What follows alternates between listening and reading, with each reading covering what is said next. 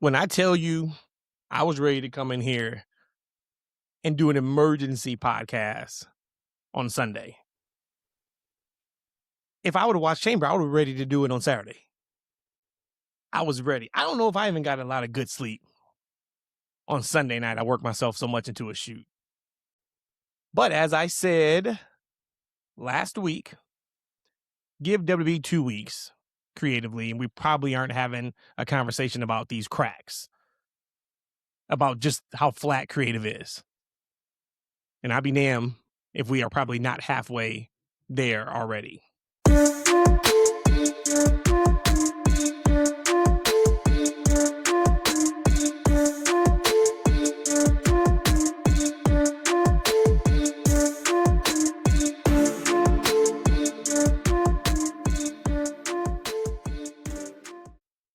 But I was ready to come in here. I was ready to have a conversation and have some conversations. And it was going to be a whole thing. Because I was a little confused. I was irritated. I was damn right felt like they playing with my money and my emotions, time, energy. But then Monday Night Raw hits. And it's like, okay, we looking in a pretty good space. We're looking in a pretty good space. So let's get to this thing. Welcome to TFW Podcast. That's Freaking Wrestling. This is episode 238.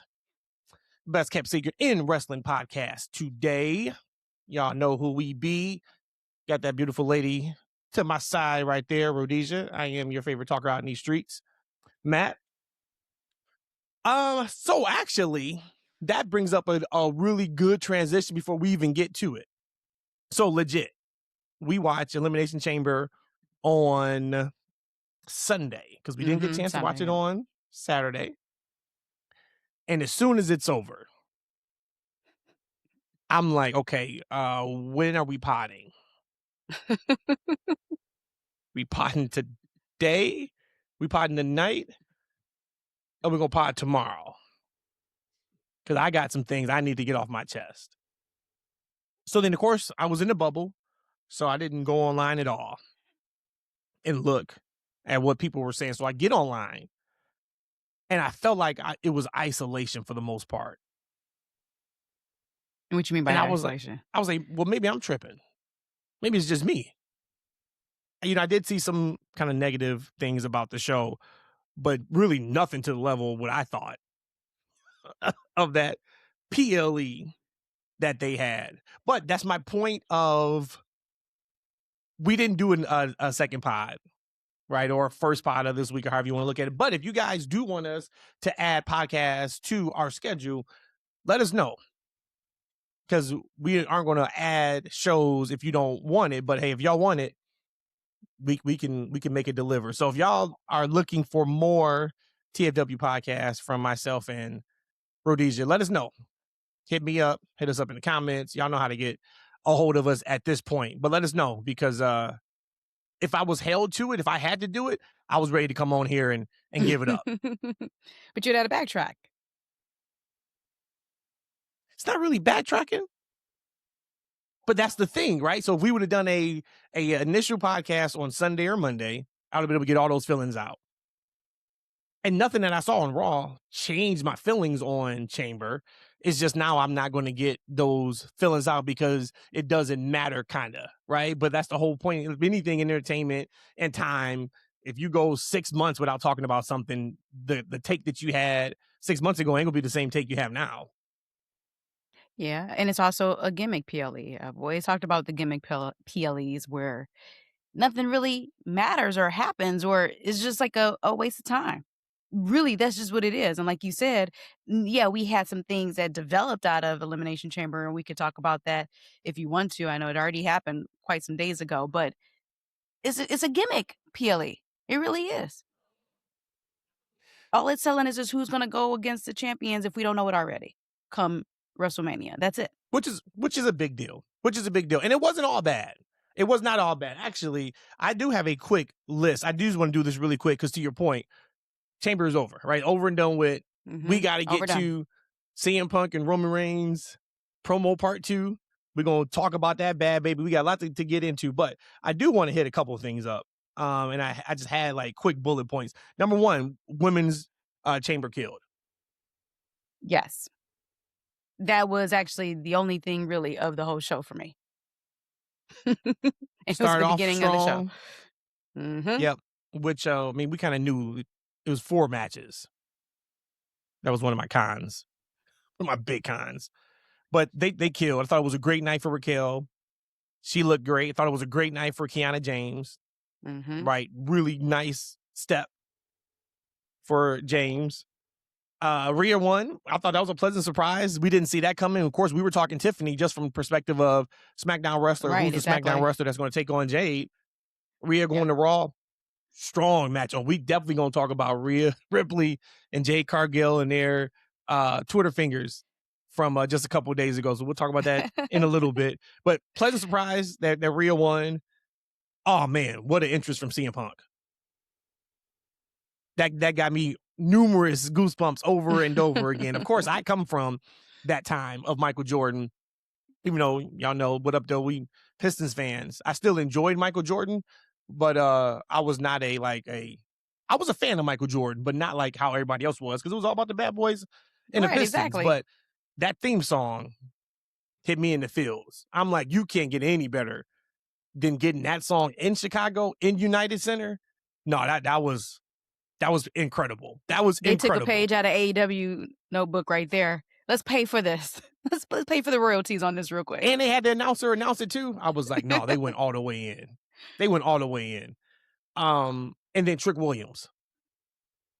Good God. That entrance. That response. Mm-hmm. That was special. That was special. The way they shot him, just all of it. But that was it for me in terms of like the positives from that show. So then when I get to thinking, so we're watching it, and I just really kept thinking, like, damn, am I tripping? I'm watching the show. So the women's match is great. Then we go to AJ and Becky. You know what? I'm not even. Let me just get to what I was really irritated about, because now this is all past tense, right? During CM Punk and Finn Balor, and they put on a great match. Strong match. Of course, the finish was never in doubt, though, so that hurts it a little bit from that perspective. But if we're talking about a lot of it, strictly what they did, bell to bell, great. I'm just not emotionally invested in it. Michael Cole had the damn nerve to say, who do you guys think Roman Reigns would like to face at WrestleMania? CM Punk or Finn Balor? He has to do that. No, he does not have to do that. Yes, he does. What he could have said was, how upset do you think Roman Reigns would be with Finn Balor if he blows up the biggest WrestleMania main event in history? Don't fucking ask us who Roman Reigns wants to wrestle when he already cut the promo saying he hates CM Punk. And the reason why he is... That's the Mandela effect. No, that's Mandela effect. First promo doesn't count. No, that never happened. That never happened. Got it. So now I'm sitting here, I'm thoroughly disgusted, right? Because I feel like you're playing with me. You're playing in my face a little bit. You know what I'm saying? You're playing in my face a little bit. And then we get to that point, and then, you know, Punk wins, okay, whatever. We get the Danhausen part of it, and I'm not going to lie, I did giggle when he got booed. Nothing against Danhausen. I actually like Danhausen. But it was the point of people who really thought it was something serious coming out of the box. Right, so we should be booing them. We shouldn't be happy for the pop of the boo. We should be like booing the people who booed. Like, what did you really think that was going to happen? You thought it was going to be somebody powerful or somebody dominant that's in a box? I saw Vince McMahon. Oh, my God. I saw Chris Jericho. Who else did I see? Okay. So you shit on their returns before they even return? Unless it was unless they were a dead man gimmick. What else can it be in a box? That's the point, right? So for me, the entertainment was him getting booed, because I knew he'd be fine. And we saw on Raw, he's already fine. Okay, so we had that. He looks really comfortable. But my biggest issue, and we didn't even go to the show, is the entertainment value for what they are giving the fans in Chicago. That wasn't a regular Chicago crowd. One, Danhausen doesn't get booed if it is. Exactly. That's number one. The crowd wasn't really that hot. To Roman Reigns' tweet that he tweeted right after He must the listen to match TFW Pod, though. of Punk and Finn. And it was so funny because Cole didn't say the whole tweet. Cole only said the second sentence of that tweet. The first sentence of that tweet was, I don't know who's more tired, the crowd or CM Punk, or I think he may have said a champion, one of the two. What a low blow in the best possible way. What a low blow. In the crowd, they was gassed because this is the 12th match on a 6-hour show. Yep, that's what they've been feeling like. They all been feeling that way. This is the second show of a 2-show card. This is the second show. This is like main event. Remember main event? What was the other one? I remember main event. No, they still do main event. But okay, then what's the old school? Heat. Heat was what it was called. So I'm tripping on that. And I didn't like it in the first women's chamber. And I damn sure didn't like it in the second chamber. Because I'm sitting here and we're spending 36 minutes for entrances so everybody can walk around each pod and just look at each other. And we're just wasting time. And I'm sitting here like, we could have added a 5th match to this show. How about we did Gunther and Dragon Lee? Seeing that the story was there, they put it on Raw, which was a great match. Great match. Great match. I can't believe Gunther just defaced him, derobed him. He demasked him. They zoomed in too. Stop. I don't know if that was like Triple H like giving something to Trump saying like, look, hey, we got somebody who's here illegally, so here's his face and we'll just play it off as if. I don't know what that was about. I ain't never seen a demasking like that. I don't know what that was about. So we gotta get to the bottom of that. But you could have added that to Chamber. But we spend the time in doing face-offs. Every single time somebody comes to the entrance, we hitting each pod and we doing the face-off. If you do the math on how long that took for both matches, you could have easily added a 5th match. And I'm like, yo, what are we doing right now? 4 matches in. Like, we only got 4 matches. We're doing this thing. And then what really put me over the top was Logan Paul. Enough. Fucking enough. I'm over it. I'm done. And I'm done with the lazy booking. That was the booking for Bronson Reed. If you can't tell, if you couldn't watch that match and see, all they did was put Logan Paul in the spot of Bronson Reed, literally and figuratively. So Logan Paul is the one that eliminates 3 people. In particular, Javon Evans and Trick Williams. Right. Logan Paul. Right. So now I'm like, you got to be kidding me. Then we get to Seth Rollins of it all.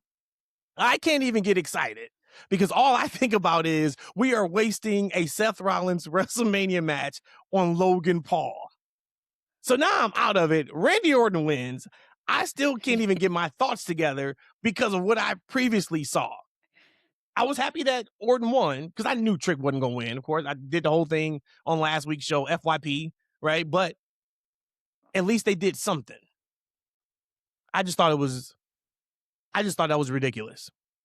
I think you are a little bit uptight with the entrances as far as going to each box. That's part of the show. This is wrestling entertainment. So that is part of the show. There is nothing against what you said as far as like 32 minutes of entrances and stuff. 4 matches in 3 hours and 2 minutes of showtime. I get that part. And that's a good argument too. And we could have gotten a 5th match.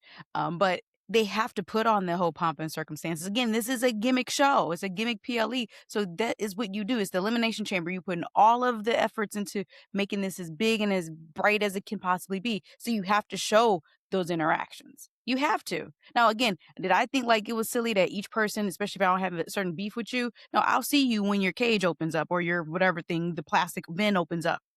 But I think you're a little bit tight on that. Logan Paul, I completely agree with you on that. Completely lazy booking. Now that you say that, you are absolutely right. It was like Bronson Reed, take out, insert Logan Paul. Because again, it just those eliminations just didn't make sense. And I know they didn't make sense. They touched on it really quickly on Raw, which we'll get to, but it just didn't. Even then, it still just doesn't make any sense because you didn't have to prove certain dominance over the match by eliminating people. We saw, like, even with Kiana James, she had a pretty dominant showing. I don't know if she had any eliminations. I can go back and look, but I don't remember that. That's the point I'm getting at. What I remember is that she had a dominant appearance versus Logan Paul. I don't remember being dominant. I just remember him eliminating people, which makes it like non-meaningful. My But I apologies, think, man. It's like it's yeah, 15 minutes. I said I was not gonna. I because was it's in the trying to. past. Yeah, It's in the this was past. past tense. This was past tense. So this, I probably should only gave about 2 minutes to this overall, so we can get to Monday Night Raw, which was awesome, awesome show. But before we even do that, while I was still in my feelings, so the show goes off the air. Lord, and I was like, you can't be serious. Once again, I'm thinking about the paying customer, to be completely honest, right? This is where my frustration comes in at. We watch from home. We watching the show. We didn't go. I did check for prices, and prices never dropped to where I was comfortable with driving from Detroit to, go to Chicago just to come right back. But what I was irritated with was, once again, the 4 matches within 3 hours and watching them just stall for time in the show. If I can't see them stalling for time like that, you don't get this from me. But when I see that, I'm just, okay, man, what are we doing? So then we get to the post show. Triple H has been on these post shows, and when everything was Skittles and rainbows, everything was beautiful on these post shows. Things haven't been Skittles and rainbows. He's gotten booed a couple times in the last couple. Yep, especially with Karrion Kross. Remember that?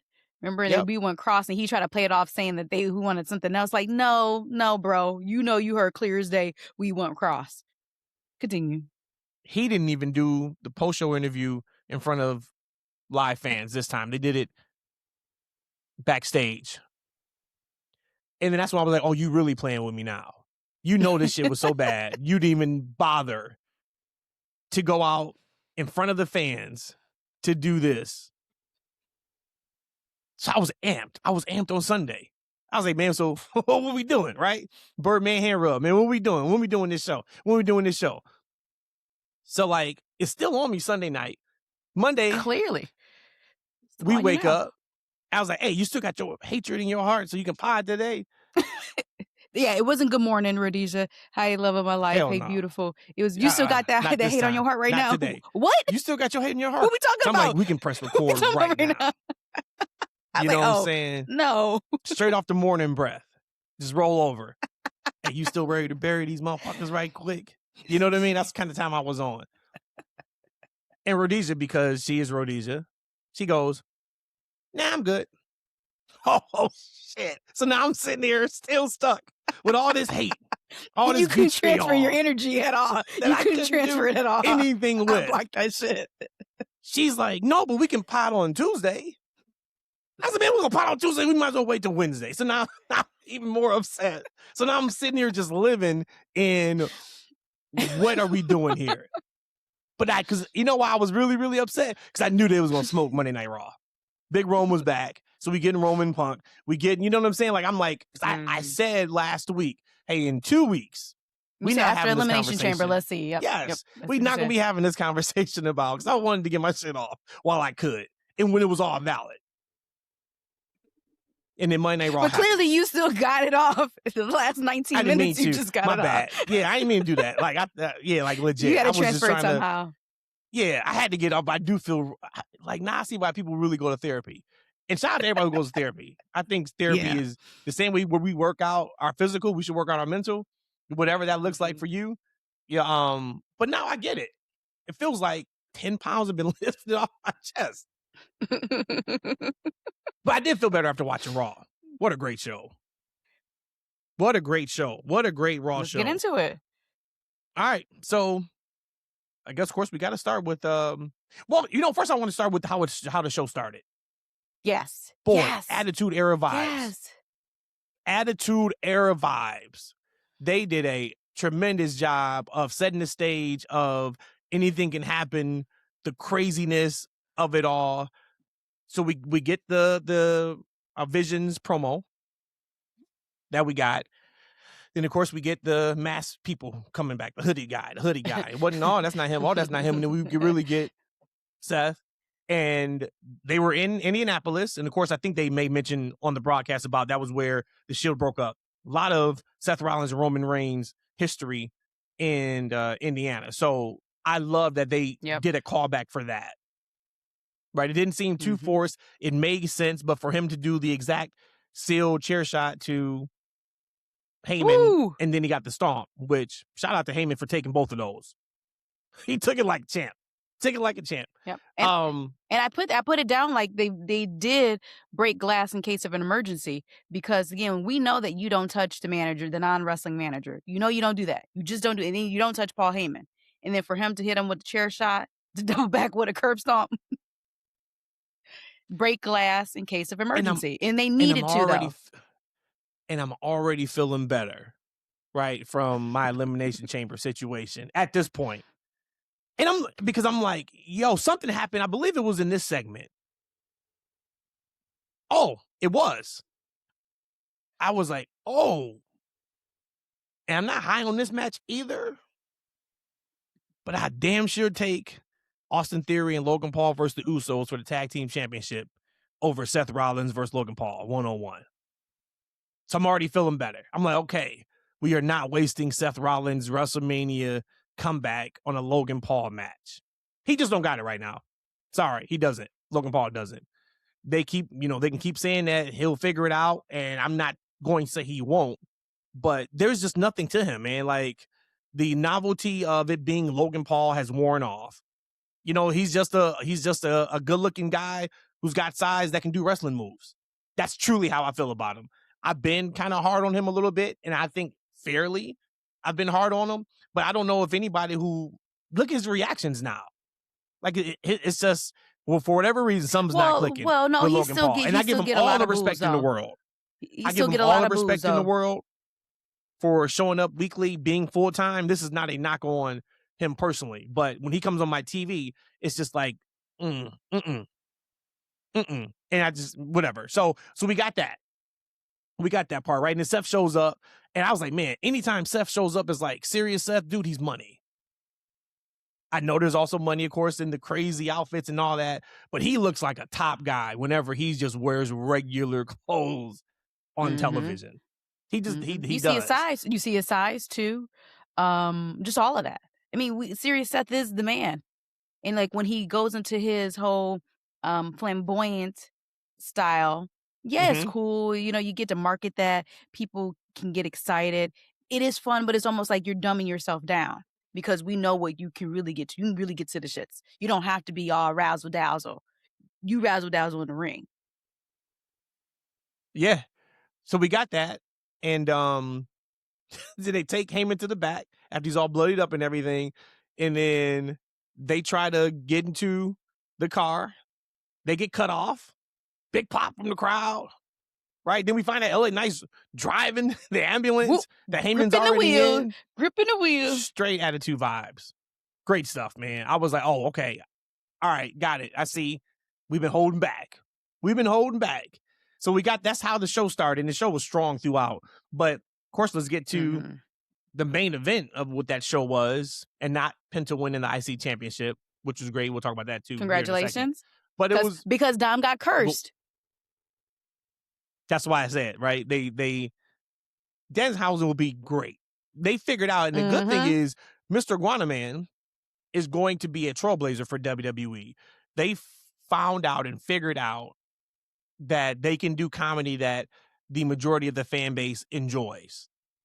Right? It's not the old, stupid, hokey comedy that we used to get that you feel ridiculous for even watching. And Iguana really did that for them, which were AAA. And I think, they're going to use Danhausen the way they need to. I mean, even his promo backstage with Pierce on his, demands that he had, and then you parlay that right with the Judgment Day segment. Good stuff. All good stuff. But we got CM Punk Roman Reigns too. Promo battle. And I'm going to just throw it to you. Thoughts on what we got? Again, I'm still going back to the whole thing of the Mandela effect. I think they let the cat out of the bag way too early on the first one. I told you all the stars were aligned and they did it. And then all of a sudden we are supposed to act like that never happened. Because after the first Roman and Punk interaction, everything else was as if we didn't know that just happened. The build up with Finn and Punk and all of that. So to me, I'm kind of sitting with like, I know how good that first one was, kind of like the finishing the story. You're probably never going to get this high level before or again after we had it this one time. So I knew that it was never going to be as good as the first one. I just knew it. But then coming into the second one, and we haven't really talked about it, and I'm not sure like if we are aligned here, but although it was a good back and forth, it didn't compare at all to the first one, which again, I shouldn't have been trying to judge it or compare it to it. But I'm tired of the cussing. Like, I know you dragged me through the mud already. I know people think I'm crazy, but a lot of these promos, and it's not necessarily just with the Punk and Roman, because all of these promos we're hearing, there's a lot of cussing unnecessarily. But this cussing is kind of getting on my nerves on how they're placing it, where they're placing it in the conversation back and forth. And the low blow of talking about his dead daddy, where I don't think it was too far. I think it was just a little too far, but we don't bring up his daddy often. And if he does, it's usually when he's trying to get his tribal chain back. And it's usually something about that within just the bloodline itself. So to bring that up kind of to me was like unnecessary. That's where I talk like the cussing is just unnecessary. With Larry, talking about Larry and all the time, everybody talk about Larry is because Punk introduces Larry to us. So that's low hanging fruit, just like AJ Lee is his low hanging fruit. So when he brought up at the very end, because Roman smoked him, the whole promo, to me at least, until that very end, I'm just like, this wasn't that good. It's still not actually having me sell this Mania match between the two of them, honestly. And then you had to bring up his dead daddy. And again, I don't know if that was to try to get into Roman's head, but Roman's too disciplined for that to even work. So that's kind of where I'm at. I thought it was kind of like not the main event of the night, even though we waited for Roman to come back. Roman looks great. His aura, even just in a regular denim jacket, is freaking sweet. But other than that, I'm just like, they got to do a little bit more for me. And again, I don't know if that's because last time I was so impressed by it or they just need something else. Wow. Yeah, we are completely not on the same page. Let's start with the word cussing too much. What cuss word did they use in that promo that didn't belong? It's not that it doesn't belong. I've said it before. It's them relying on the cuss word to get a pop. And just like how you brought up the fact that Bronson Reed and Logan Paul booking is the same. You just take out one, insert the other. That's what it feels like. It feels like almost like, hey, well, let's build to get a pop based off of this cuss word. Like you're not a CM Punk, I just see a punk ass bitch. I think that was kind of cool. I thought that was fun. But like a lot of times just the bitches and they kick your ass. Like I've said this before, they're doing it and relying on it just to get a pop. Because I can say something that's going to hit below the belt for you that I don't have to use a cuss word. Stop. Who in that promo said something about kicking your ass? No, they didn't. I just said that, not necessarily Roman. I'm talking about that promo because you brought this up because this is now your second time bitch, of your biggest said, biggest takeaway was they're cussing too much. And I just asked you in that promo, when they use the cuss words, which word would you have taken out because you felt like, oh, that's too much? I just said at the beginning of this, I wouldn't necessarily say taking out those particular cuss words. I was saying how they're relying on the cuss words. In the way that they are building their promo in the ring, they're relying on the cuss words themselves to get a pop. That's what I'm saying. So the word itself, I guess, really doesn't matter. What matters is that because they're relying on that particular word, being a bitch, being an ass, that kind of stuff. You're just relying on the pop that I'm cussing. You're relying on the fact of that. And that's just how I feel personally. And I know we've been kind of at odds about that. You think that I'm... Yeah, because I think this is a horrendous take, and you keep doubling down on it. For you to be a grown woman, because you see it more and often. That says, but it makes sense. It's not like when we were having issues when AEW in their promos, and I'm like, man, they're over reliant on it was cuss words. It was because everybody was doing the exact same thing, right? Everybody was the shit line. Right, but we're not seeing it because like we're seeing Punk when he used shit in that promo when he talked about he's tired. I got these bags under my eyes, and yeah, now I got to carry your bullshit for the next 7 weeks. That's a great line.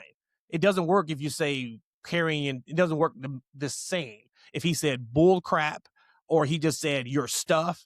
No, that makes a lot of sense. Or carrying this program, carrying this match. Yeah, no, it doesn't hit the same because we just showed you where we're going. But clearly it doesn't hit life. the same because they're doing that. They're bringing in those certain cuss words. I mean, I don't want to get hung up on this because there's other things you can dissect that's all you about keep bringing up. So out of everything to talk about, when we were talking about 2 weeks ago about how WWE is flat, the first thing you said is, man, they're cussing too much. And it's like, yo, that's what you lead with? And then we just got this promo segment. I said they are relying on their cuss words to get their promo over. That's not the first thing I said. The first thing I said was it didn't hit. I said the Mandela effect. Too much. Said the Mandela effect. You got to get off your high horse. That's all right. That's all right. I don't mind cussing. I don't mind cussing. I like to cuss myself.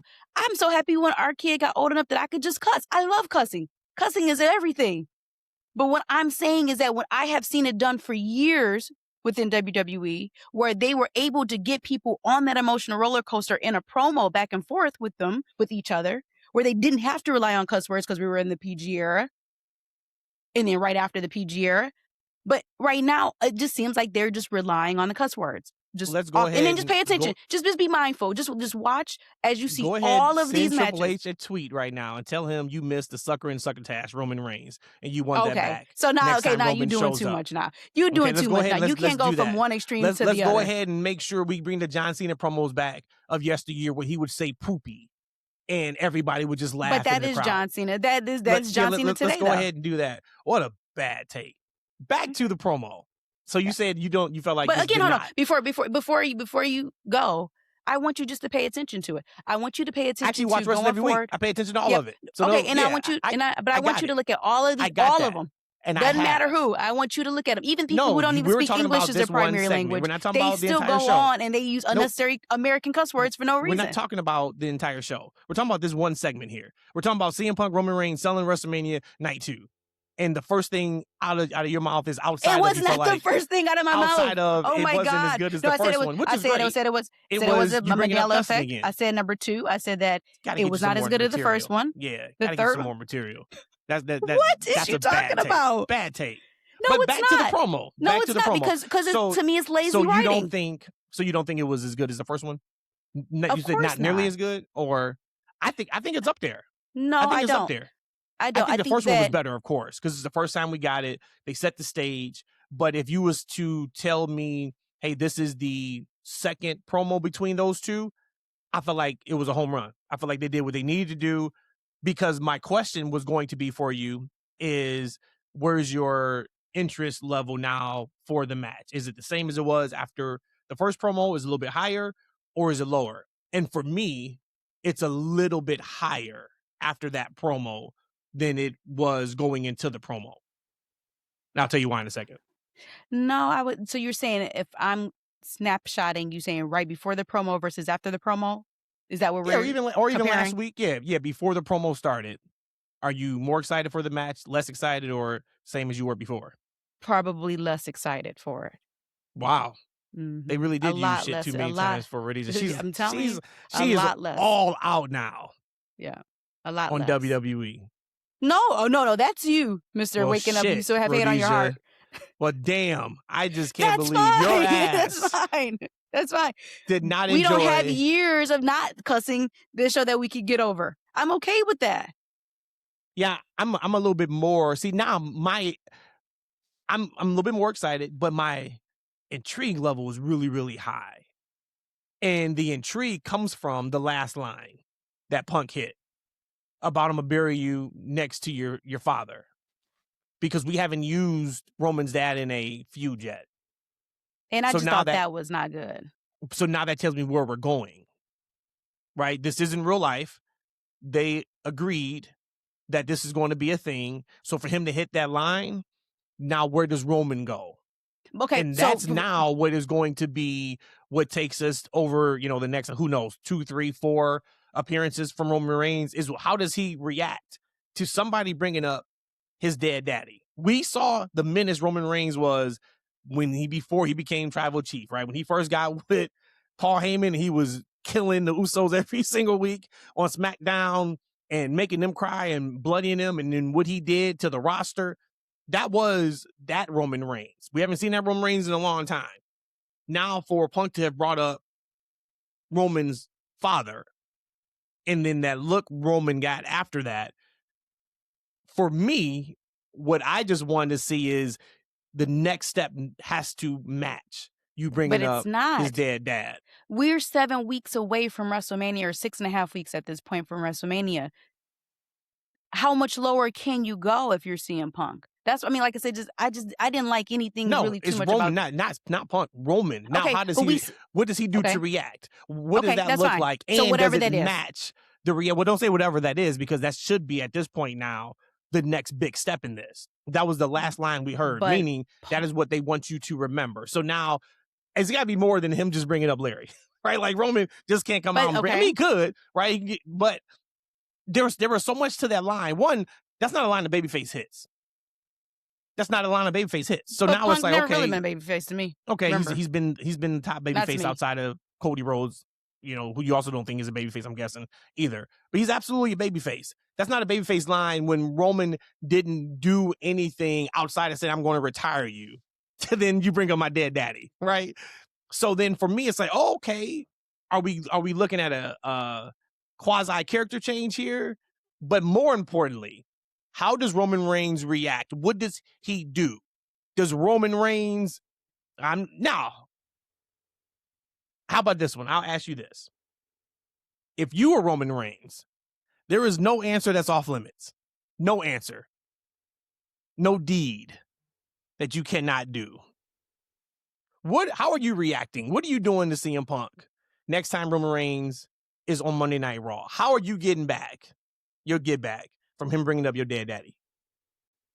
If we're talking about the Roman Reigns who's this disciplined, meticulous, I don't call him a snake, but just this person who's cerebral, I won't do anything. I would just go the next 6.5 weeks. And now, because remember, you said, Punk, you're going to have to carry my bullshit for the next 7 weeks until Mania. All right, let's see you do it. That is what I would do. I would say, okay, fine, I'm going to be petty. I'll be petty. You can carry it then. You'll carry it, because I'm going to sell WrestleMania anyways off my name alone, because I'm Roman Reigns. And that was my issue. And that was my problem with Punk bringing up his dad. Because like you said, it is going to be fun and interesting to see what Roman is going to do next. But then what is Punk going to do as a retort? We know this is a back and forth game. If you already came out with your hardest punch being CM Punk, well, I think is his hardest punch, talking about his dead daddy, because we haven't really gotten that before. So if you're talking about his dead daddy, then he's going to retaliate. What is going to then be your next step? Because we are still 6.5 weeks into WrestleMania. So, and I know there's only a few more dates that Roman's going to be there before Mania for them to have like a face-to-face. But to me, I just feel like he let off his biggest thing way too early. So if I was to answer your question, if I was Roman, I would do nothing and make him eat his words of carrying my bullshit for the next 6-7 weeks. Yeah, I ain't selling no PLEs around here. Roman got to do something crazy. I don't know if he got to put hands on AJ Lee. I don't know if he got to dig up Larry and then bring, you know what I'm saying? He got to do something, though. Roman, you on the clock. Roman's on the clock for this one. Because when he hit that line, I was like, all right, well, now we're going here. So I am so intrigued with what's next. So what do you think? What do you think Roman's going to do? I think he's got to see, man, it depends on, of course, we don't know, right? Like what is planned. Okay, so what would you, if you was Mania. if you were doing it? I'm going back to what I was before. And I don't know what that looks like for Roman. But if we know he has that kind of mean streak in him. We just haven't seen it. Punk's got to die. You brought my dead daddy. All because I said I was going to retire you. Yeah, but you're right. Okay, I like that. You got to die. But I wouldn't affect like AJ Lee. Like I think that would be everybody's got everybody's got to die. Everybody's got to die. And then I'm telling WWE to add Chicago onto the list and do it in all states so we get real Chicago fans there. He said, forget the United Center. You know what I'm saying? And then we get to it. But yeah, he's got to do something. So yeah, like for me, I'm excited for it. I thought it was great. I thought it was great. I also enjoyed everything about the promo segment. I enjoyed that he always calls him Phil. He said Punk one time. And I've always said you can always tell when like Joe creeps in when it's not Roman. When he said Mania and not WrestleMania, I was like, oh, there's Joe. Joe's upset. He's a little, yeah, he a little on it. But good stuff, man. It was good. I would say the shoot working part of it, not the shoot. The working part of it is I am very excited to see, and I think even Brandon mentioned it to us too, was like, who is the we? Who is we? And of course, we could take that many different ways. Is we The Rock? Meaning as far as like how the storyline is going to go and how The Rock is the real I don't want to call him HNIC, but I guess he is HNIC. But who is we? We what? What do you mean? You got to explain what are you talking about? So during the promo, Roman kept mentioning we. So we allowed this to happen. Well, you didn't say that it was me to come into this show. It was the other two guys, but we were the ones who brought you back. We. And then that's even when Punk had retaliated and said, who is we? You got these little Samoan goblets in your pocket or something. It was when Roman kept saying we. Who is we? And how is that? Is TKO. That's who we is. Well, that's why I said The Rock. He said, we brought you back to sell a couple T-shirts. Yeah. Get us a good house in Chicago. Chicago. He didn't say sell out Chicago. See, you were so busy worrying about the shit. No, he said maybe. You didn't pay attention to the words. You have to pay attention to the words. He said you are so hung up on shit. Fuck damn. So maybe that's why you didn't like the promo, because you were just taking cliff notes. You were so out of it after they came out and they used the cuss word. Now you just went to ChatGPT you're not gonna make me feel and was like, "Can you kind of please way just run down?" I have standards on a promo. These are masterminds in promos, and I'm sorry, you don't have to do it. You're not gonna belittle me or make me feel in a negative way. He's an ass What the hell guy. are you talking about? I'm not going to, man. I've been doing it for the last like. So let's get off of that, because I could of course I could break down that entire promo, but good stuff. Off to the races, man. I saw somebody who said that now that it looks like it's going to be Cody Rhodes and Randy Orton, that's the night 2 WrestleMania main event. If you don't get the hell out of here thinking that, Big Rome is not giving up night 2 WrestleMania. Okay, I actually see Cody and Randy, but you're talking about night 2 main event. Yeah. Got it. Yeah, get out of here. No, we're not letting that go. This is the main event. Sorry, guys. Sorry, not sorry. Oh, wait, time out. I know what I want. I know that I would want Roman to be night 2. But especially since there's a title involved. I know there's been issue for last time there wasn't a title involved. It was just their own manhood measuring that was involved. But I can't get mad at somebody who said that they would want Cody to be the end of night 2, because isn't Cody the face of the company? Well, I don't want that. I don't want that. More of Orton. It's Oh. Cody and Orton. If it was Drew and Cody, nobody puts that night 2 WrestleMania, because we've seen it 4 times, et cetera. Sure. Yeah, no, that's what I'm saying. So Cody and Orton. Yeah, Cody and Orton, not just Cody. Right. Yeah, it's Cody and Orton. But I still put Cody as the face of it. I mean, when you think about Cody and Orton, I think between those two people, Cody's going to sell more tickets to that show. I'm saying I can't really get mad at somebody. No, I think Roman Reigns and CM Punk collectively will sell more. And that's why they're night 2. Yeah, what I'm saying is, we brought up Cody's dead daddy numerous times. But he Dusty lives in everybody's promo. Mm-hmm. Cody even brought that up before that. Hey, all you do is talk about my daddy, huh? So we've done it already. So now it's time to bring up the other dead daddy. And this is Roman. See, now this is that time. Depending on if they bring up your dead daddy or not is who main events night 2. So is that what? So do we main event night 2 because you bring up my dead daddy? No, I'm joking. Oh no, it's night 3. We're gonna main event the pre-show. But no, so if anybody who doesn't know what we're talking about, on the post show that Triple H didn't show up to live in front of the folks, he showed up to his own area. Nick Aldis is pissed off that Drew McIntyre continues to interfere in these matches, and he says, "You know what, man? Blah blah blah blah. We gonna see this Friday. Cody Rhodes, Drew McIntyre, because you want to not let him win the match." And he did the whole thing. And then they got into it. Nice little piece of business. But yeah, we got Drew McIntyre, Cody Rhodes this Friday on SmackDown. Okay. Before you go, I do want to say, this is great. Great. And nothing, and I've said it every single week.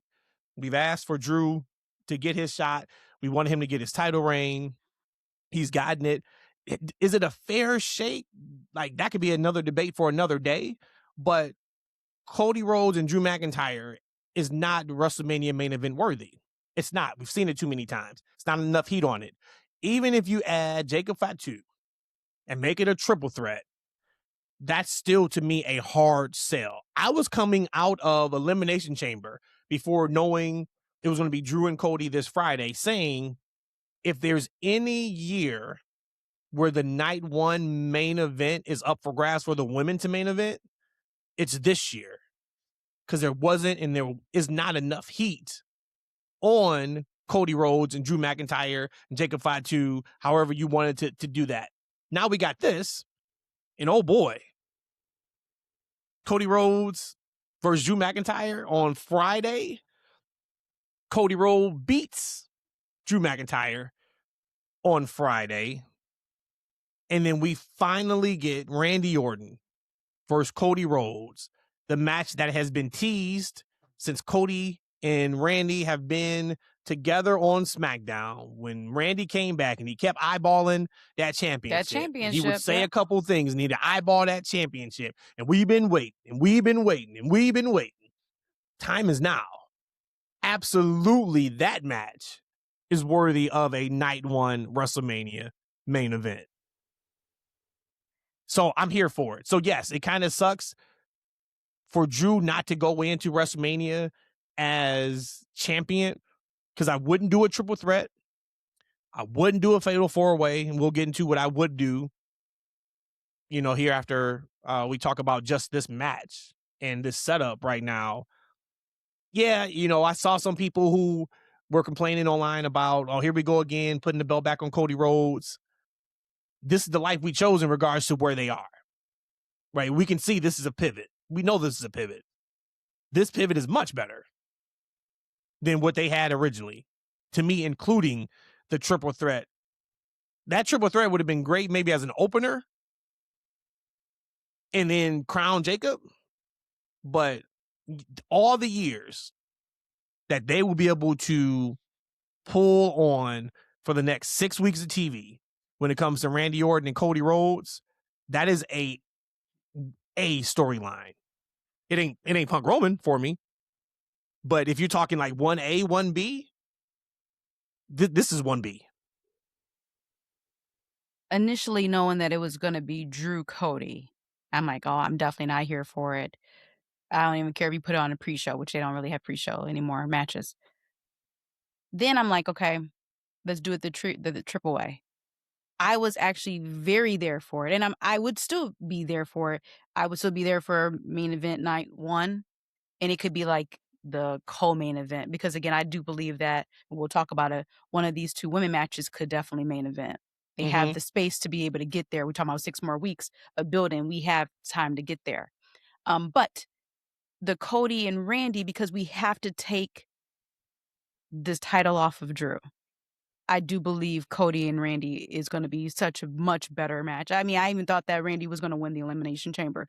Let him win it. Cody drop it at Mania. I would say Cody will drop it to Randy at Mania. So then Randy can have his real probably final last Mania moment as far as on that big stage. But the fair shakeup, yeah, maybe we don't have to talk about it here right now, but I do want to just say that I feel like, once again, Drew kind of is getting the raw end of the deal. But I agree that it needed a change. That's a fact. So where I can also say, damn, Drew, like they screwed you over again. We know that this had to happen because there would have been no build, and it'll be just discrediting him even more, putting him into something that nobody's going to be invested in. So, but again, just another time where Drew just kind of got screwed. And but do you think he got screwed though?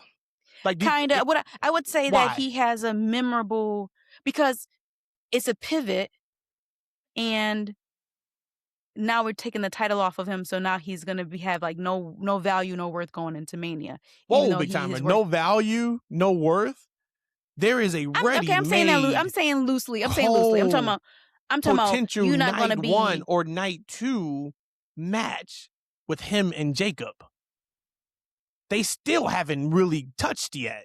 So and then Jacob has been going after Drew now for weeks.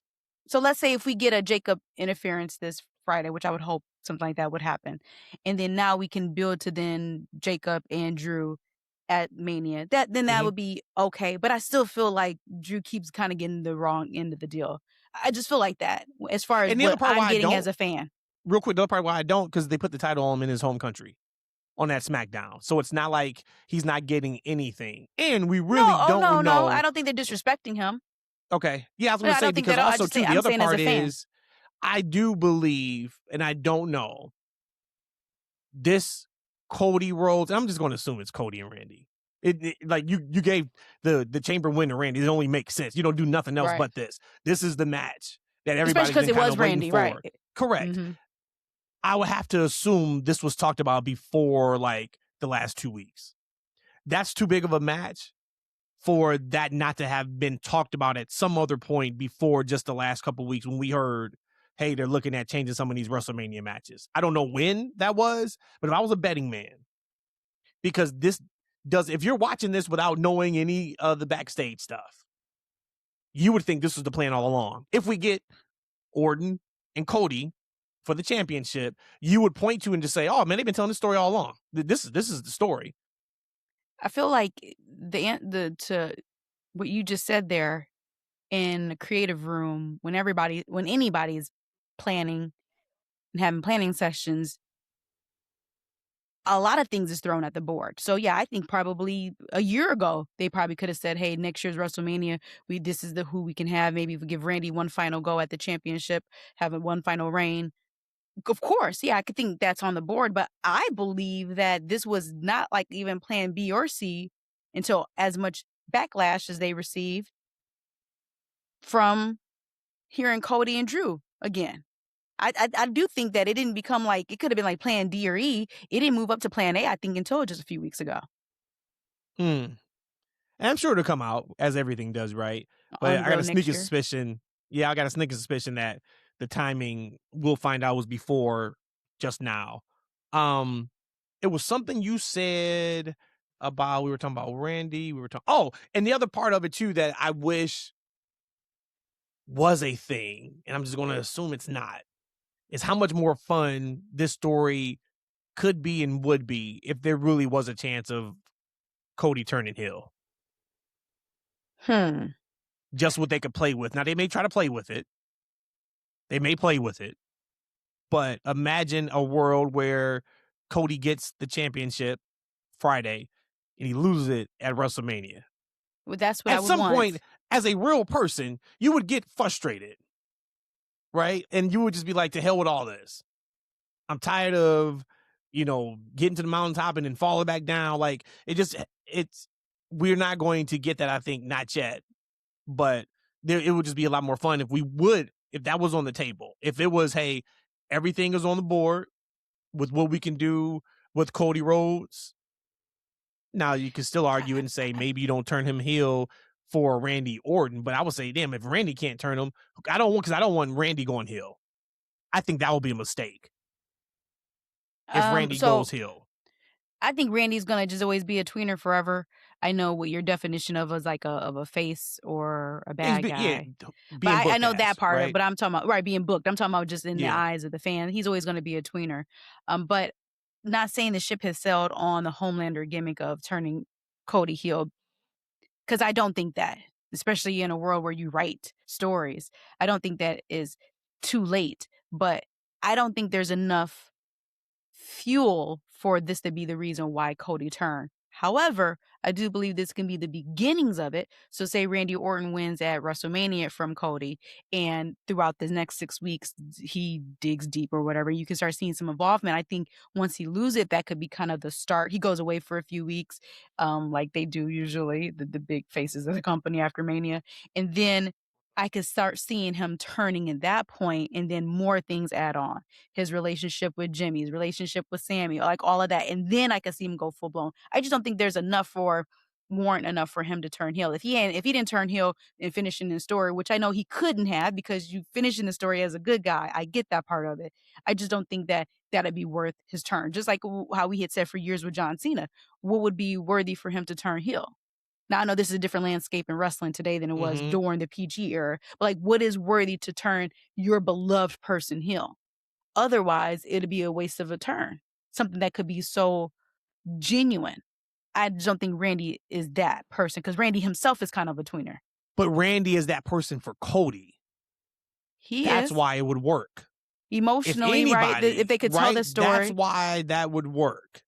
But I just don't think the fans will see it that way.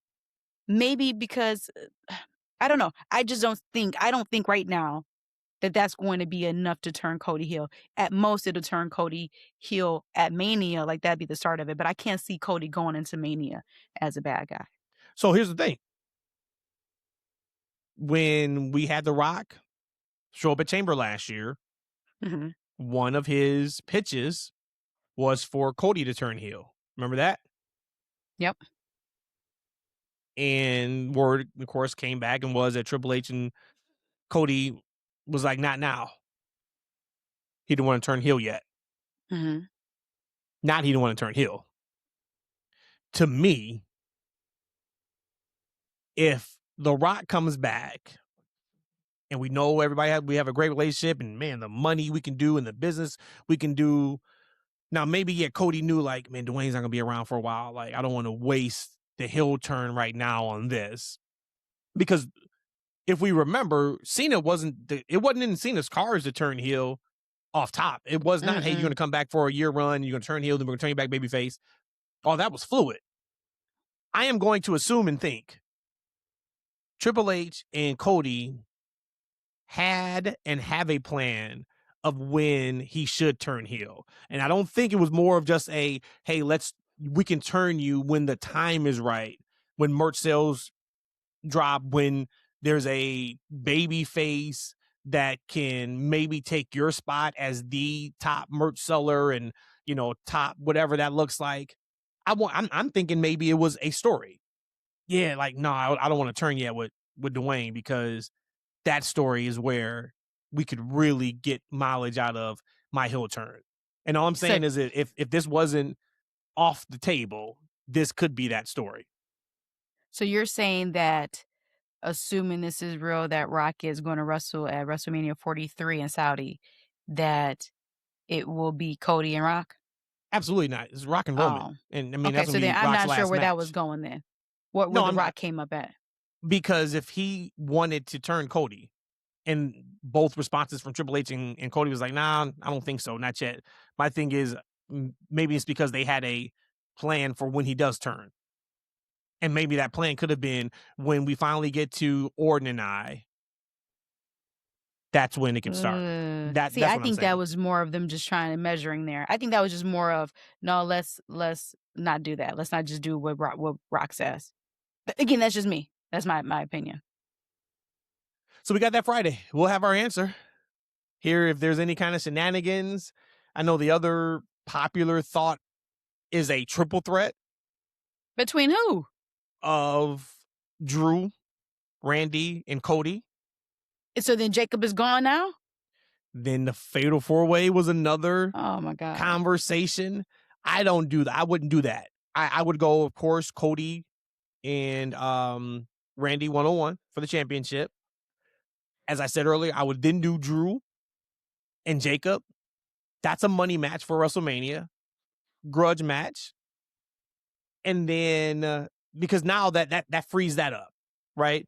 And the other big match that I would do on the SmackDown brand is, outside of course, Jade and Rhea, is Trick versus Sami Zayn. I think that's a big match. They've been telling that story since 91 when Trick showed up on SmackDown and he cut off Sami Zayn. That was the first. Yep, you're right. That was his first interaction on SmackDown, because Sammy was in the ring, right? Yep. And Sami he was in was the having ring. a promo. Yep, and then he came out. And if we look at this, talking about turns, if they wanted to, they could do a double turn. Sure. I mean, I was just going to bring up the fact that I'm liking that kind of this mental destruction of Sami Zayn. Like, he even said, like, I'm losing. I'm sorry. I'm tripping. I'm actually excited to see this next step for him. where I'm kinda still just a little bit, like, reserved. I just don't want them to Mhm. drop the ball on him with this because, again, I'm trying to protect my feelings because I do like Sammy so much, and I don't wanna go all in, like, with him, like, with LA Knight, with Jimmy or I'm sorry, with Jay, and then they pull back or hold it. Like, I'm actually really interested to see what they do with Sammy, and Hey, Sammy, keep your I promos like clean, that. brother. No shit, damn fuck. Oh, Sammy will. No And shit, damn I fuck. it's mark Yeah, my words, or these Sammy is will. out on you. Man, no, no. He's not going to use profanity like that. He's gonna rely on just his emotions and other stuff to bring people on the roller coaster ride with him. He's not gonna rely on all the cuss words. Yeah, Watch. you watch. I mean, like you watch the Chamber, and like you look at Trick. You just like, in what world is he a heel? I of course I know about the cocky heels. Mhm. Rock, if you smell what the Rock was cooking, was a heel, right? Like that was a whole thing. I understand that. I get that. I'm not saying you have to turn him right now, but sooner, much sooner rather than later. There's no way in the world that man can stay a heel and be booked as a heel. And being booked as a heel, yes, you can still be cocky, but as a heel, you either need to cheat to win. There's got to be something about you that people don't like. And there's really nothing right now from Trick Williams' presentation on television that you don't like. He's the coolest guy on both shows. He's got aura off the charts. That entrance at Elimination Chamber was special. Yeah. You know, Yep. from the beginning where he's turning around to when he gets into the chamber, he's standing on top of the pod, and the way that camera move, come like Mhm. that's what are we doing right now? And then you got Sami Zayn, which every week he bitching him on it, and So, real quick, he got to snap himself out of it. Oh, you know what? You're right. You're right. This would be a perfect time to do a double turn for both of them. now look, okay, so then I'm here with that, but do you think that will take away then from building a story with Trick and Carmelo and for Carmelo's championship? I'm not high on that. Wow. Yeah, we don't need that right now. That's low hanging fruit. We can pick that story up anytime. We can pick that story up when that story is worthy of a main event, co-main event storyline for a PLE. And that's not it right now. I don't need and want Trick Wow. Williams challenging for the US title. Not Wow. right now. Now, we Wow. having this conversation for SummerSlam? Okay, maybe, possibly, but that's not Trick's trajectory. So if you were to ask me between Trick and Carmelo at Mania versus Trick and Sammy at Mania, I don't know which I would actually pick. I get the double turn there on the Sammy and Trick, but I don't know. I think I might have some NXT emotions that might That's have the what it slight is. edge. Damn sure ain't nothing that you've seen on SmackDown. No, but every time we do see them, they make a comment about it, them having history before. The IWC, as little or as big as we are, we talk about it all the time. I mean, I don't know, like, if you were to ask me which one would I rather have this 6 weeks from now at Mm-hmm. WrestleMania, I I don't know which one I would pick, but if I had to, the slight edge would go to Carmelo and Trick, 'cause Trick's not gonna be the heavyweight champion. So, then what else can you do? Well, him being in a match with Sammy, if we do a double turn or that storyline turns both, that's more important than the U.S. Championship match. Hmm. And we still, and yeah, we got 6 weeks, and they could easily blow this off on a SmackDown. We still got Dragunov and Sure, Carmelo sure, for that title, and that sure. easily could be That a could show easily be stealing match at WrestleMania. Yep, WrestleMania. mhm. I could see Still that. got, I mean, you got 6 weeks, right? Because they could easily Yeah. make that as one of the main events on the show up to this point, especially now that they're 3 hours. But I'm just saying, there's options. There's options, and just, and there was a lot of conversation kind of about Trick and Mello? Mello. There's been a lot of that, of course, you know, just from fans talking. Just not yet. No need. There's no need to go to that when the story's not there on the main roster. So I feel like you kind of forcing that a little bit. But then I can argue and say that you're forcing them to Sammy and Trick, because just like it's outside of that first interaction of him going against Sammy, there's nothing else there too. They've had numerous backstage segments with each other since he showed up. Shit damn fuck. I know. Shit damn fuck. Back to Raw though. Because we talked about Penta, and I want to shout WWE out for making the right call, making the right decision. Because we all knew where the storyline with Finn Balor was heading. And we're getting him and Dominic. We just assumed, or I assumed, it would be for the IC title. And it's not. Because you really don't need the IC title for that, right? This is a legit personal story grudge type match. Doesn't have to be for the title. Would love for Finn to get the IC title.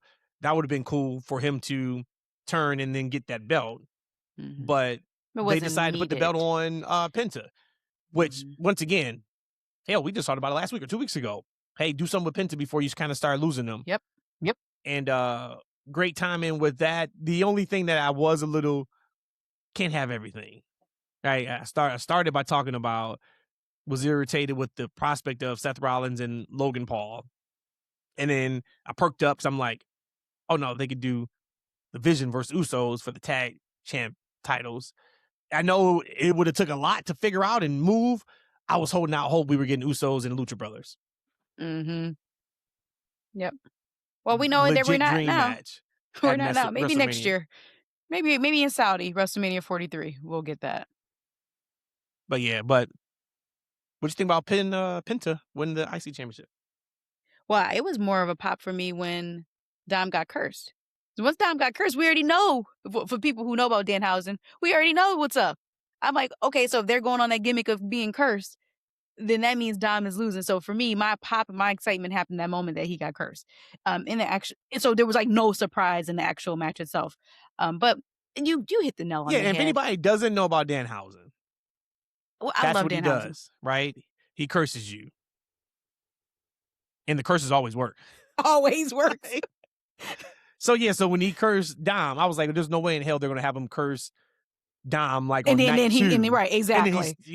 Right? Yeah. So that's Danhausen's thing. He is a comedic, hilarious character that talks funny, that does stuff like that, but you get on his bad side, you're cursed. Yeah. And I thought he looked so comfortable in that backstage. I mean, he's been doing this for a long time, but he looked so comfortable on TV. I'm like that. I was really proud and happy for him there. But you hit the nail on the head. Finn and Dom, a championship is not needed for them. I mean, this is bigger. Was it thicker than blood, bigger than snacks? What is that? I don't know the phrase, but this is deeper than that. Okay, it's bigger than rap. It's bigger than snacks. Point is, we don't need a championship. If we did, cool, that'd be fun. But it didn't really matter to the whole story itself. So, and I like the Finn turning good guy. Because again, I've been hearing, been critical on Finn. Finn is like one of my favorite wrestlers, and I've been really critical because I feel like he just be going through the motions. It's just like, you know how good you are, and you just show up to work every week. But I like this because the first look with him and Punk, and people were like, oh, Finn, they putting some respect back on Finn's name, and now again, naturally being a good guy, you kind of get those looks again. So I'm enjoying this, and I'm hoping that Finn can be reinvigorated in his career. Oh, he will. I mean, I'm so looking forward to this split. With like they've been Finn together for years. Dom. Yeah, like, and it's not even just the split of just the Judgment Day. It's this. This is what we've been really waiting on. Was Finn and Dom. So this is going to be fun to watch. Super fun to watch. I'm good on Raw unless you got anything else. I want to move on to lady business. Lady business it is. We'll move on to some lady business. Lady business it is. So, Jade Cargill strikes again on social media. Beefing with the locker room. This time it is Rhea Ripley. Had the internet ablaze earlier this week. Oh boy. All right. So I'm going to try my best to summarize this very quickly because it was a lot that happened. Long story short, and this is what Jade does, right? We break the fourth wall a little bit on social media. Now, if we've had conversations and we're going to do it before we start, between invited parties, is there a little bit of truth or a lot of bit of truth that sneaks into these things? Who knows? What we found out was this was not, quote unquote, planned by WWE, and this was not the creative space that they were going to do for Jade and Rhea. Rhea said she's going to be on SmackDown Friday after her and Io almost made out on Raw. I was waiting. I was like, okay, well, this is the time where we just tongue each other down because it was like right there. I was just so happy that they're breaking up. So thank you. But maybe not, because maybe Io goes and no, she better not follows to take on she better not Julia. She better not. What if they both go to SmackDown? Then we get the live sex celebration the night after WrestleMania if they both win their titles. Remember live sex celebration? And then break up after that then. With Edge and Lita. Oh, you know I remember that. That's one of the reasons why my feelings toward Edge has changed. Which is what now? I'm not about to do that. Just go finish telling your story. No, man, what's your new feelings on Edge? No, those new feelings at that time. Oh, which is what? No, I'm good. I don't want to talk about that. Which is what? I'm just because everybody makes mistakes. Everybody makes mistakes. So I'm not going to sit up here and be judgmental. Oh, so it's a Lita and Edge feeling then? It's not just an Edge feeling? Sure, you can say Lita too. Oh, okay, because it takes two to cheat. Yeah. So I'm not really sure what thoughts you were about to say. I wasn't about to say any thoughts, actually. That's why I said keep going. Shit. All right, so this is what happened. This is what happened just a couple days ago. This is what happened just a couple days ago. You still have hate in your heart. I should have let you get it off on Monday or Sunday, whatever day it is. Sunday night, I should have let you get that off. Much smoother pie, but you shutting me down. You sitting up here throwing shades and shots at me all day. So look, check this out. So there's a tweet that goes up from Rhea Ripley where she puts up about Jade making comments on she would love to wrestle and work Rhea Ripley. Mm-hmm. This ain't how they talk, but I'm a kind of put a little pizzazz on it. Jade quote tweets that tweet from Rhea.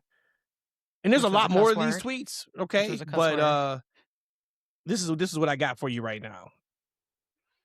Jade says, "Ha! I just be talking." And which member of our social media team found that video for you? Question mark.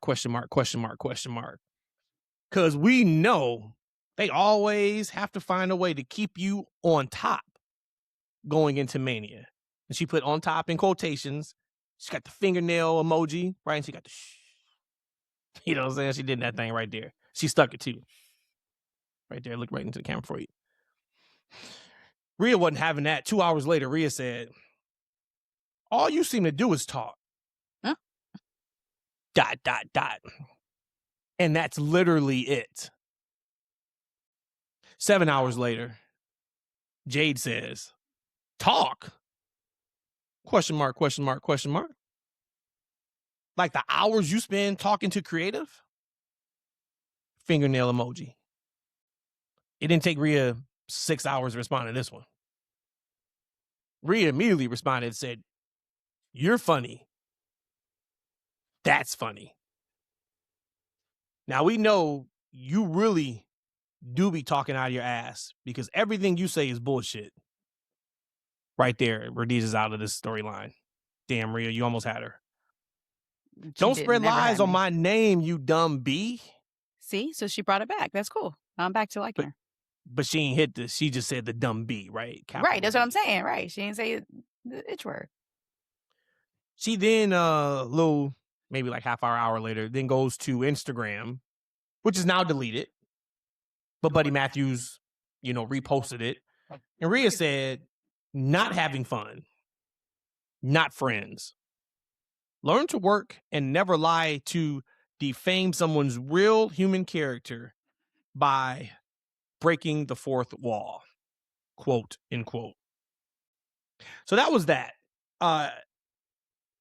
While this was going on, Piper Niven, Doudrop got involved. Chelsea Green got involved. It was a whole thing. But I just want to stick this to just Jade and, of course, Rhea. They won't have any issues working together. Like, this is whatever, right? But I do just have a question of, like, what's your thoughts? What's your thoughts on, do you like this type of stuff? Do you like there's probably some real life villains in this, and then there was a report came out that I wasn't too much of a fan of. I felt like it was a little strong on Jade, like not in a good way. It was reported Ooh. comes out, I guess maybe yesterday, surrounding the perception of Jade is like people, do everything to put her over on TV, make her look good. That she has a little bit of worry about her spot. It just felt a little like kind of nasty to me, toward Jade. But what's your thoughts just about this type of stuff? Do you enjoy it? Do you when you see this and does this make you like, hell yeah, I cannot wait till Friday when it's Rhea going face to face with Jade on SmackDown to see if any of this stuff bleeds into what they have planned for TV, to see how they work together? Do you like it just because it's messy on its own, or are you like, miss me with all this kind of stuff? This should never be in front of our eyeballs as fans. That's fully loaded. I would say, considering the ages of the people that we talked Mm-hmm. about, this is natural for them. This is how they communicate. So I'm okay with anything that's trying to sell a match. And I think that this is all a work. Okay, I think this is more of a work than not all of a work. I think most of this is just a work just to get some heat on this between the two of them, which to me could be a little bit unnecessary because Rhea has shown time and time again, regardless of what Jade said or not, that Rhea is always going to be on top and she is going to always sell tickets, bring people into to the stadiums, get pay-per-view buys. They have it anymore. That's on ESPN. It's whatever. But I don't think that they need to sell it so much because Rhea is on top and Rhea is always going to draw numbers. I'm okay with it. Again, it's because of their age. I have really no one way about it. My only issue actually came in with what Piper said, and I know you said just try to keep it strictly between just Rhea and What Jade. Piper said? You got it in front of you? Yeah, I do. It says, What Piper said? So Piper says, talking about Jade, who the fuck even said anything about you? Contrary to your belief, the world doesn't actually revolve around you. No point to even embarrass you on this app. Give you enough ring time, and you'll do it yourself. I think that was funny. I think that probably was the only thing of all of this that was taken too far. That is the only like foul on a play, red flag, stop. Outside of that, I think everything is just up for grabs. This is the day and age of Twitter fingers. They're of the age where they do this kind of stuff. Whatever. If it's going to bring interest into the program, fine. I don't think it's going to ever be an issue where they can't work together. Like, they're professionals when it comes down to it. Do you have a problem with Chelsea saying, ooh, hit dogs do holler, woof woof bitch? Toward Jade, and then she took the and then she said, she keep took the tap bitch dancing, off. Chelsea. No, then she took the bitch off of the tweet, and somebody said, girl, we'd already seen the tweet. You ain't had to take bitch off. And Chelsea was like, man, I ain't trying to get fired for this. No. Yeah, you see that? No, that was funny. No, Yeah. I saw the one without the bitch in it. That was what the tweet that I saw without the bitch. Yeah, she added it. And that wasn't the first time that Chelsea's made a comment about Jade on social media. She made a comment about Jade a while ago surrounding something that happened, and then Chelsea put out a tweet surrounding, something about like respect. You want respect or something like that, but it's not reciprocated. That sounds familiar. Yeah. So here's another thing too. And is it fair? That's not the question here. Okay. But we know when it comes to companies, to professional wrestling, you're going to get your superstars that's going to come in. And a lot of times that superstar probably isn't better than the person who's been doing it longer. Again, we take this into the corporate world. You'll bring in a new CEO or a new head manager of somewhere, or head new leader. And a lot of times people that they're leading can do their job 10 times better. But it's just the face. It's just the pizzazz that comes with it. Mm-hmm. So I think Jade has already been kind of, when she first came to WWE, already in this whole held on the pedestal. Now, again, can you say if that's fair or not? That's not the question here. This is just the reality of what it is now. We didn't even see Jade in NXT. They thought so highly of her that they immediately took her from AEW and put her onto the main roster, which I kind of had some pushbacks on it. Being removed from that, I probably still think I have some pushback on it, but it is what it is. We're here now. So I do believe it's always going to be like the tale of two different personalities or two different perspectives. You have the person who is the motherfucking head of the top. She calls herself that bitch. So she's a motherfucking that bitch. And you got everybody else who's trying to vie for her position, trying to vie for her, in this case, now her championship. So I think it's going to always be some kind of tension there between the top people and those down here. Coming to Twitter, that's just how they communicate. Where before we used to talk shit in front of their face, or we used to write it on the hallway walls and do that kind of stuff. But this is what they do now. Well, but they need to do it so we can see it, right? So I'm all for this. Like, this is great stuff. When I'm not for this is when it doesn't produce good in-ring work or television stuff, right? Like, the Charlotte Tiffany was so bad it was good. Yeah. It's like, it wasn't, you know what I'm saying? Like, it wasn't. It was so bad. Correct. It wasn't that their stuff just didn't click and it was average. Yeah. It was so bad.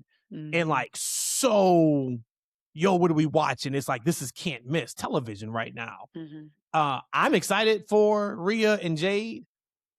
Rhea is going to put on a fantastic match like she always does.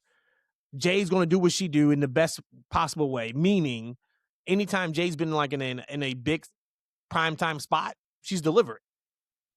This is WrestleMania, right? Like, this is going to be no different. She's going in as champion. Mm-hmm. I am looking forward to this. If you put enough fire on this could have been, if we, the whole Randy and Cody thing, there is a world where I could absolutely have seen Rhea Ripley and Jade main eventing night one because of Rhea Ripley. There is a world.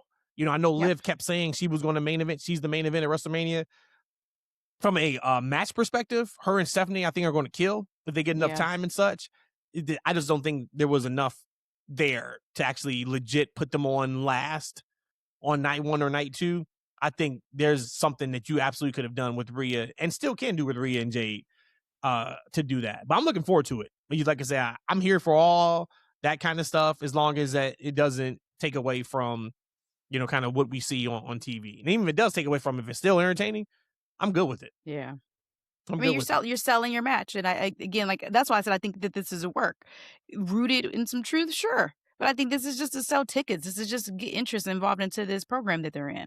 That's what There's way more people now who are interested that may not have been, or damn sure looking toward the face-to-face on Friday with those two than they were before. Absolutely, job well done. And that was what basically WWE, I think, kind of said was they're happy with the engagement in response. Like, of course they are. Especially because just even on the last Unreal season of Unreal, that's what I was thinking about when I was kind of looking through all of the back and forth with them, that even Triple H has said it, or maybe it was Cody, but talking about how they like blurring these lines between what's real and what's not real, and getting people thinking, oh, sorry. So then it was Cody. Yep, Cody said that. About it. That's cool, because again, we are so smart. Have us so smart where we're dumb sometimes. Like, I'm good with that. Working the work. Mm-hmm. Right. So you think this is real, but no, I'm showing you what I want you to see. It's the work, but I'm gonna show it off as a shoot, things of that nature, for sure. Yep. As I typically do while we're recording, I always just go on Twitter just to see if we're missing anything. Like, I would hate, and it was happened to us before. So now, like, at least once or twice every episode, I'll pull my phone up just to look at Twitter just to see. There was one time where we completely missed something, and I'm like, yo, now we gotta, like, we missed it. We missed our window to talk about it. Talk about crazy timing. Timing. What just happened? This is according to Fightful Select. Cody Rhodes and Randy Orton were both aware of pitched WWE WrestleMania plans as far back as January. So there you go. It could be January 31st. I mean, I guess that's still 5 weeks ago, though. But yeah. But isn't that kind of when did we start seeing the Cody and Drew thing?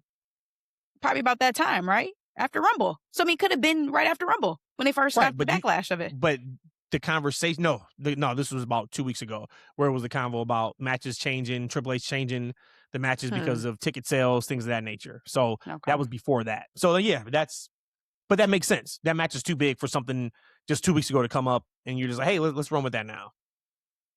Speaking of too big, and speaking of the internet and such, Rhodes, I gotta shout you out, because you had a pretty big TikTok. Yo, they gotta chill on the queen. They just gotta chill on the queen. And I'm not talking FYP, right? FYP was a really big TikTok for us. We got like 100 and I think like 70 or 80 followers from that one TikTok. So shout out to everybody who enjoyed that content from last week. And if you are listening, hello, welcome to the ridiculousness that is the TFW podcast. But Rhodesia had a short that Rhodesia made. And Rhodesia does a lot of times our shorts, right? She'll go in after the show and she'll cut up what she thinks work, and then, you know, she give them to me and then we'll put them out. There was this one short when I was in there and I was looking, and it was Rhodesia's take about The Undertaker from last week's show. Putting himself over. Okay. But The Undertaker. Always stealing somebody's thunder. Always stealing somebody's thunder. And if you heard the whole show, it makes you sense. know, at the end of it, she goes, and then he comes out. And I was like, got me. I loved it. It was great. For some reason, though, Rhodesia did not put the end part on the short.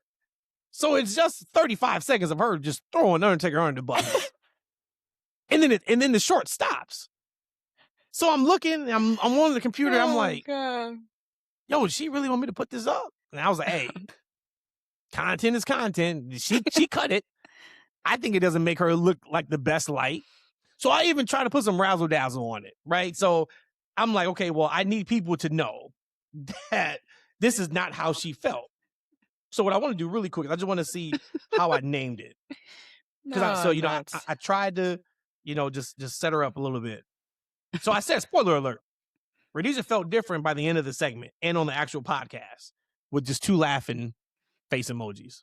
Okay, that was what I used the title that. Mm-hmm. That didn't help. You said they didn't read it. They didn't read the captions. That didn't help. Oh, because when I tried to, in that segment, cut you off, do you remember what you said? Yes, I remember. What'd you say? Stop. It's me. It's me. Let me cook. I'm cooking right now. Nate Perry said she, in fact, was not cooking. GC3 said, you're not cooking a damn thing. He put damn in capital letters. Oh, I'm not a fan of his then. He shouldn't use the cuss word. Hey, Big Ant. Big Ant said she cooking there because this take don't make sense. There was way more. Almost every response was like that. Oh my God. But everybody was respectful, right? And there's no, calling you out your name or anything like that. But oh man.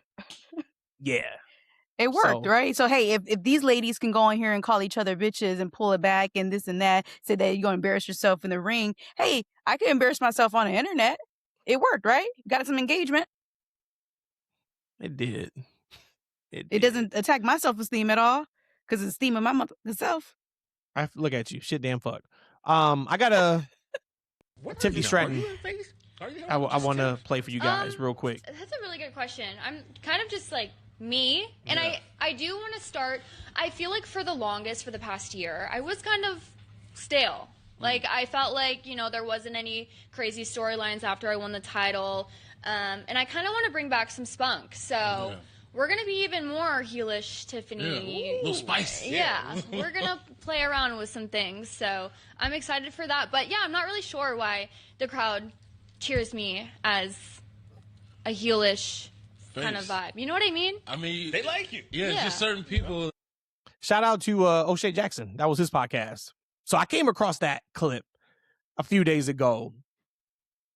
And then Chris Statlander had a interview with Chris. He's been interviewing everybody. I mean, he's been on that, but shout out to him. Like, he gets the Chris everybody. V guy? Yeah, buddy. Okay. And she talked about how her last title reign when she won the championship was kind of weird for her. And she's just kind of like, I felt like it shouldn't have really been there. Like, I got this whole thing with this group, and I got this thing going on. I got this thing still with Willow, and then, like, I just win the championship, and it was more of, like, Tony just kind of saying, like, hey, championship match, and it wasn't kind of built up.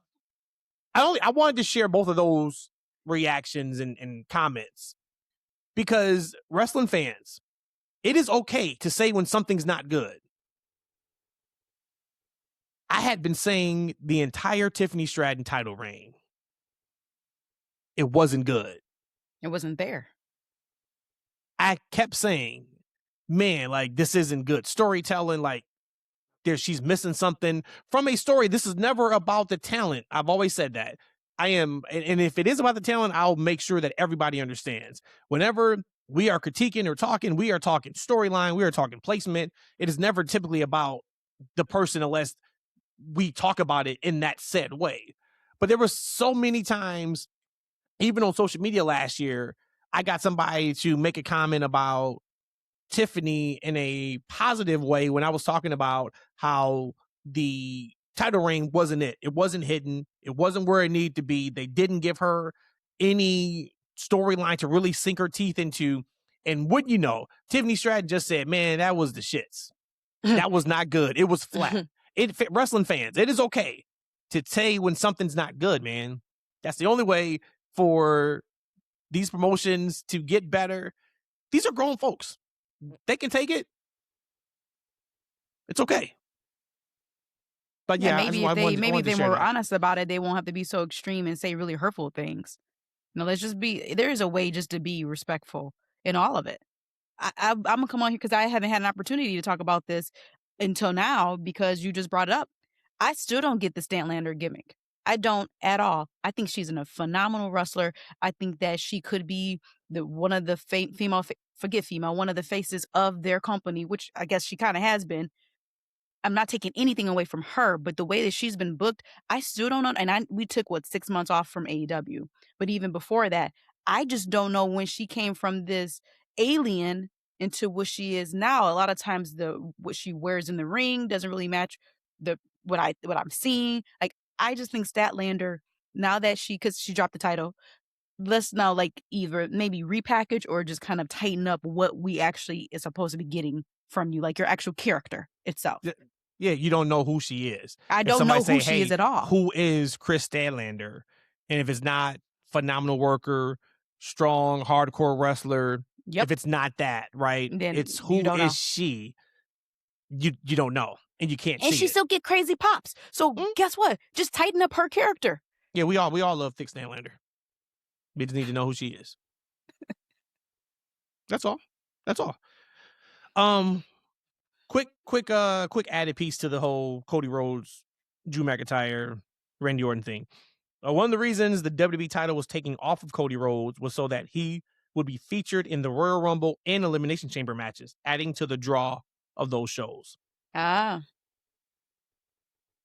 It's a business, pal. You shit on my guy. You shit on my guy even more.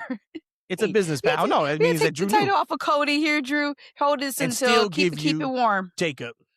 Give you keep it warm for us. Fine. No, he will be fine. Yes, he will be fine.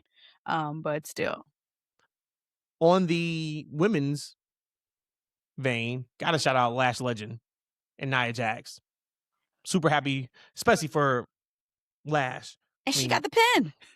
Yep. On Rhea, right? Nice match, fun match. Mm-hmm. But I think we talked about it last week on the show. I know I talked about it off air surrounding.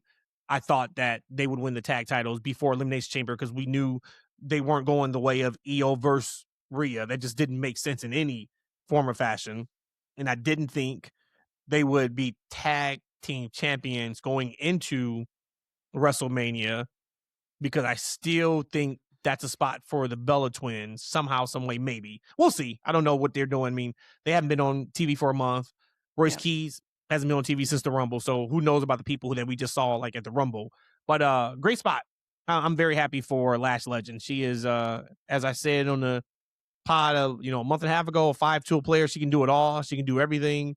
And for them to put the tag team titles on her that quick with Nia, I'm all for her. Yep. They look fantastic. And as soon as they got the titles, I said that you could go, you could let out a sigh because it looks great on them. They look really good. Again, and when you have tag teams that are just kind of constructed like this, that's a really quick put together. And for how much they have synergized with each other, man, it looks good on them. I'm excited to see how long they hold these titles and how dominant they can be with them. Yeah, I don't know. I don't have a match right now that I can think of that I want to see them have right now.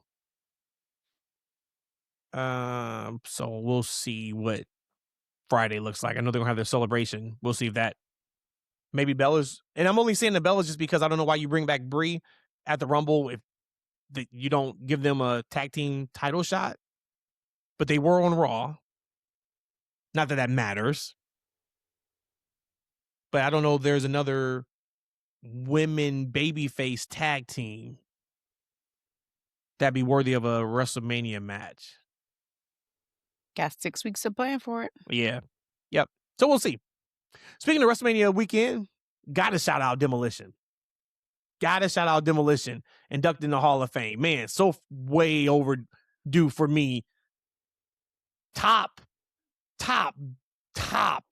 theme song in my childhood of music. One of my favorite tag teams of all time. Demolition kind of was the answer to, Road Warriors, Legion of Doom before they became Legion of Doom in WWE.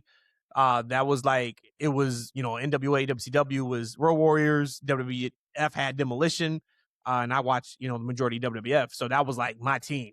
Came out with the spikes. Man, Action Smash was fantastic. But shout them out. Should have been in the Hall of Fame. That's good to see them. But yeah, I was excited to see that. That was cool. My favorite tag team of all the times is Ascension. Is that who they gimmicked or mimicked? Or is that another group? You could kind of put them all in that same. Okay. Well, then there you go. So they Demolition. Yep. That's my favorite too. Okay, enough. You had something you wanted to bring up around AJ Styles and John Cena, and you were like, well, I'm not gonna bring it up if you're just gonna shut it down. And I was like, well, see, this is the type of energy you've been on. This is the type of energy you've been on. And we're about to do it an hour, 36 minutes. What I want to bring up is going to be at least a 10-minute conversation. Bring it up. Well, this will be the last thing we talk about.